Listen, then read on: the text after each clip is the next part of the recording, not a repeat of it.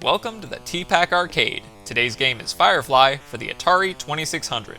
In this 1983 shoot-'em-up from Mythicon, on the surface, you fly a colorful spastic asterisk around, blasting a chaotically random assortment of enemies. But according to the manual, the plot here is a lot more involved. And I promise I'm not making this up. Apparently, a space pilot from 2093 ends up stranded after ricocheting off a black hole during a high-speed spacecraft test. Okay, classic sci-fi stuff. Well, then he finds a society of giant telepathic bugs who tell him they've essentially gained immortality by transitioning gradually from organic beings to machines. I'm still following, sorta. The psychic bugs then reveal that a rogue contingent of their society submitted entirely to their machine brains and became a force of mass destruction. And these villains are called, wait for it, the bad bugs. That's it, I'm out.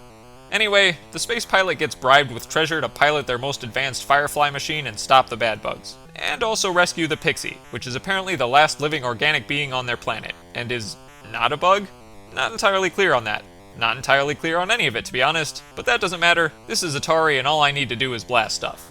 For the most part. Each loop of this game is a route through 6 distinct screens. First is the Pixie screen.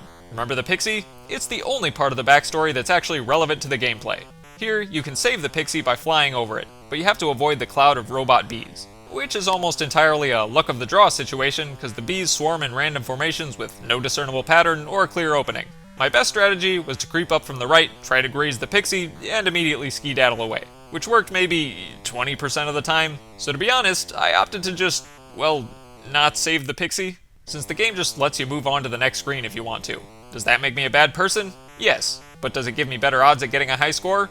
Also yes. On my best playthrough, I only saved one single Pixie, and that was only after I rolled the score first, cause priorities. Give me a break. I'm a space explorer, not a saint. Plus, the manual implies there's only a single Pixie anyway, so I'll just tell myself I did a good job and I'm not a garbage human being. On the next screen, you face the flaming pumpkin. I thought I was supposed to be fighting robot bugs, but I guess it's Halloween instead, and my mission is to dodge pumpkin seeds and obliterate the harvest. Also, Mr. Pumpkin doesn't even leave behind any treasure. I'm beginning to think these psychic space bugs lied to me about my mission. Past the pumpkin, you find a row of 3, demons. Again, not robot bugs, but I guess this serves me right for not saving the Pixie and trading my morals for points. Now the Devil's henchmen are after me, but at least I can blast them and steal their treasure, further corrupting my soul, but also further elevating my score. Next comes the trio of bats. Still not robot bugs. These guys are actually kind of annoying because they're narrow and hard to hit, but at least for all the triple enemies, blasting just one destroys them all. Following the bats is an encounter with falling solar flares. Okay, it's still not robot bugs, but at least this fits the space theme. If only the flares looked more like fireballs and less like steamy bowls of noodles. Finally, once you've defeated all the previous enemies, or just flew past them, the game doesn't actually care either way, you face the coiled serpents, who in a decidedly unserpent-like manner, jump at you. And still aren't robot bugs.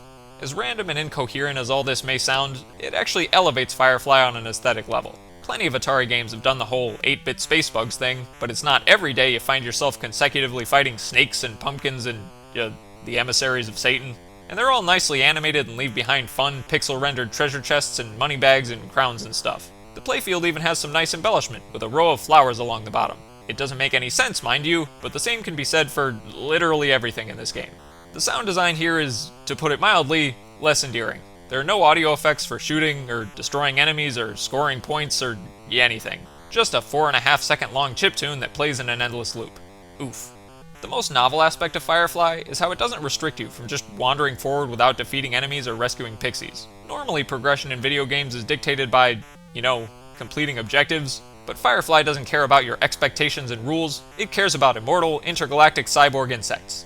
And pumpkins. The difficulty of Firefly is entirely dependent on which setting you choose. Practice mode gives you unlimited lives to play forever, but removes all scoring, which makes this mode feel as empty as the dark void of space itself. Standard mode gives you 3 lives and is so easy that even I was able to roll the score at 9,999 points without any trouble, as long as I didn't risk my life trying to be a hero and saving any pixies. And hard mode is, it's so hard that I struggled to make it through more than a few screens without dying. The enemy behavior is just so aggressive here, and there aren't any safe zones on screen like with the standard challenge setting. It also doesn't help that your attack is, spotty at best. See, the Firefly cannon's responsiveness isn't exactly reliable, and I even found that, more often than not, I couldn't shoot at all if I was backed against the side of the screen.